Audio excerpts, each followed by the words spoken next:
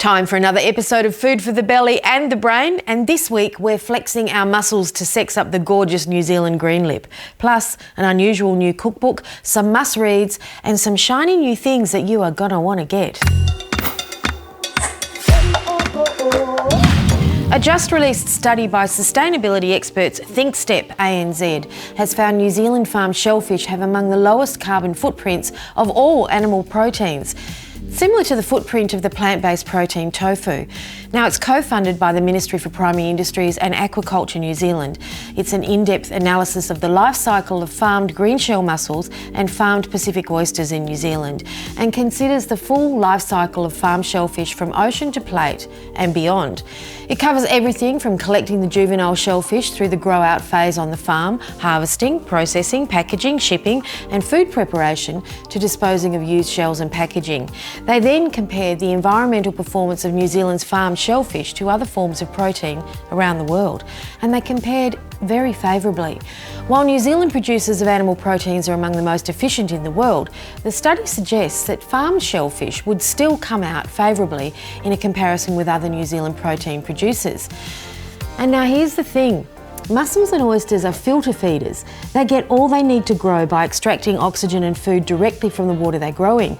And this allows them to be farmed with a very light environmental touch. Now, there's no doubt that we love a sexy oyster, and our chefs have embraced them in so many interesting ways. Now, these examples are not all Pacifics, but just have a look at how some of our chefs are showing the oyster love here in New Zealand. In Auckland, Ben Bailey at Ahi serves them with nectarine and Chardonnay ice. Matt Lambert at the Lodge Bar serves these gorgeous beasts a million ways, but I love these in flavours of Tamarillo. Ed Werner at Pasture combines 2 oysters to make this one perfect oyster, served in a deep green sauce. James Stapley at Kika Wanaka showcases a freshly shucked in a Doris plum mignonette with oyster leaf, ice plant and purslane. Monique Fiso at Hiakai in Wellington presents oysters in a Horopito mignonette granita. And Julio Sterler at Mapu in Littleton pairs his with finger limes in horseradish vinegar and a dressing of fermented purple peaches and crayfish butter. Yum. Yep, we all love a good oyster. We even have talented New Zealand sculptor Rose Young with her oyster earrings, which are very cool over at Tiny Portions. And genius ice cream maker Giappo is combining the flavours of Matakana oysters with 30-year-old balsamic vinegar to produce this spectacular beauty, because great ice cream can never be boring. But where is the love for the old green shell mussel? In New Zealand, 1 dozen oysters come in at around $17 to $22 per dozen, depending on the oyster, with that dozen oysters weighing in at around 700 to 800 grams. And yet, 1 kilo of mussels is around $3 to $4 per kilo. $3 to $4 a kilo. Times are tough. Profit margins have never been tighter. Is there an opportunity here? Green shell mussels were New Zealand's most valuable seafood export species in 2020, with total export revenue of $332 million. And our green lips are exported to over 76 countries. And yet, here in New Zealand, there's not a great deal of love for the green lip mussel, at least not from professional chefs. And I get it, the customers don't value them. They just don't put the same value on a mussel as they do an oyster. But I reckon we could change that. There could be an opportunity. I remember just a few years back, hardly anyone would eat kahawai unless it was smoked. Now, our great New Zealand chefs stepped up and changed all of that. The dining public now totally happy to eat delicious kahawai in a number of ways, including raw. Now, I love a good oyster. In fact, you'll never be my best friend if you're an oyster lover, because it might mean I would have to share my oysters with you. But if someone would do something with a green lip other than serve it cooked whole in its shell, well, I'd be excited. I know a lot of people don't like the size of the big green lips, but surely we could do something more interesting with them than putting them in a paella or a bouillabaisse. A quick scout around Instagram pulled up a few clever offerings from some terrific New Zealand chefs. These pickled green shells from Bradley Hornby at Ava in Blenheim look absolutely stunning. Chef Paul Froggatt at Hooker Lodge in Taupo is roasting snapper over charcoal and presenting mussels with a fresh pea, broad bean, miso, smoked cabbage and buttermilk sauce. And this fermented chilli and wild green lip mussel taco from Vaughan Mabi at Amersfield looks pretty fabulous, doesn't it? Vaughan says the textures of purple kumara, champagne and garlic come together to boast oceans of umami. And I'm absolutely loving this dish by Carlo Buenaventura at recently opened Bar Magda in Auckland. Carlo cooks fresh mussels in their shells in a sizzling mix of ginger shallot, tomatoes, spring onions and bay leaf, and then a dash of coconut vinegar, and serves them chilled with a green garlic sauce and pickled fennel. So I just thought I'd ask the question as to why this ingredient is not being sexed up by more of our clever chefs out there. And rant over, but please, if you're doing or eating anything interesting with regards to mussels, leave a comment in the link below. Point me in the direction of your creations or your favourite places to eat them. Consumers are more engaged than ever with the food that is telling the story of a low carbon footprint. Surely there's an opportunity here to drive a sustainable New Zealand food story and utilise an affordable and delicious ingredient. And by the way, there were no mussels harmed in the making of this video, and no free mussels, or money given for that matter, in exchange for this content. So please give us a like and a comment below if you're enjoying this video, and I'll put some links to all of those great chefs for you in the program info below.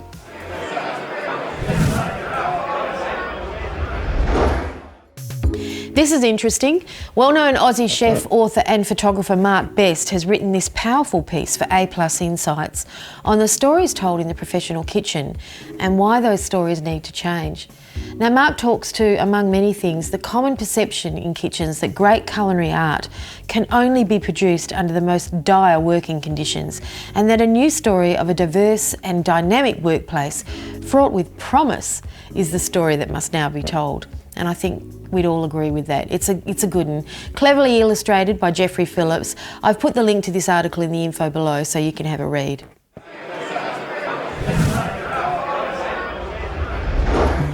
This new cookbook, Istria, by Melbourne food writer and photographer Paola Bacchia, well, it's a bit special. We've reviewed it in Cuisine magazine, and our reviewer Tracy Whitney was seriously taken with it, and so am I. We get so many cookbooks across our desks, but this book not only offers some unusual recipes from the hidden heart of Italy, Slovenia and Croatia, it's also peppered with stories of Paola's family, who emigrated to Australia in 1950. The author tells us that her grandfather Matteo was born in Istria when it was Austria, lived in Istria when it was Italy, and left for Australia when it was Yugoslavia, and that the city of his birth is now Croatia. As Tracy says in her full review, they remind us that belonging is independent of being, and that love can last more than a lifetime. Just look at this beautiful jet black squid ink gnocchi served with calamari that has been sizzled in parsley, garlic and chilli, and then doused in a good slosh of white wine. Or these potato dumplings, oddly matched with sweet cherries, tossed in a buttery sauce with breadcrumbs and sugar, and finished with a drizzle of orange juice and a sprinkle of orange zest and cinnamon. Bit different, huh? Some really interesting strudel situations happening with greens and potatoes, or spiced cheese. Or this one, I love this one, called a pasta strudel with peas and pancetta. It's egg pasta placed in a tea towel, loaded up with the delicious filling and rolled before being lowered, tea towel and all, into a pot of boiling water and simmered for 40 minutes. Now, I have a copy of Istria to give away to our New Zealand or Aussie cookbook lovers. All you need to do is show a bit of support here for our channel, subscribe and give this video a like, and then tell me what you'd like to see more of on these videos in the comments section. I'd really appreciate your feedback, and I'll draw the winner next week.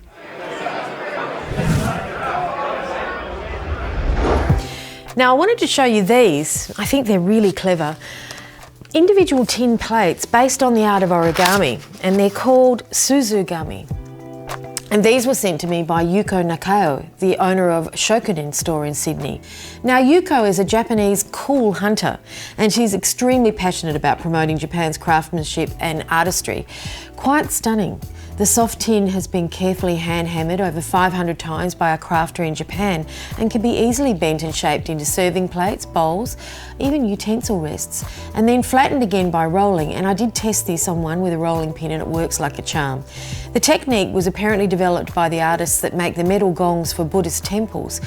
Interesting, huh? And they come in 11, 13, 18 or 24 centimetre sizes. So I'll put the link below so you can check them out. Now, you may have already seen these in the supermarket, but how beautiful is this little bit of social media by Whittaker's Chocolate for their new cocoa pods? You can see them here being crafted as if precious jewels. Really clever stuff from the team at Whittaker's, who have been in development with these premium treats for over 5 years. They were crowned Exporter of the Year and also took out the Best Established Business Award at the recent Export New Zealand Awards in Wellington. And they're telling a very slick New Zealand food story.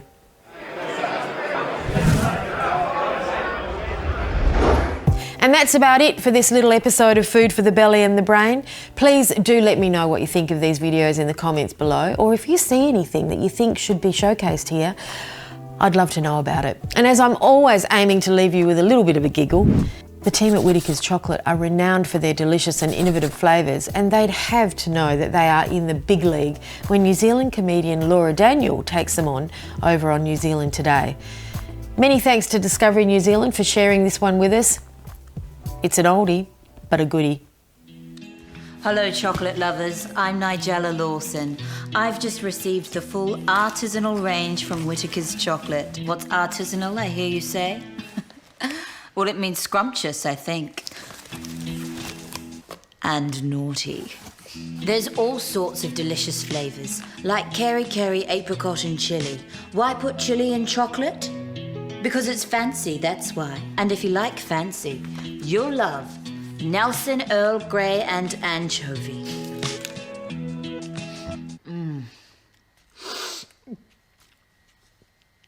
It's very fishy.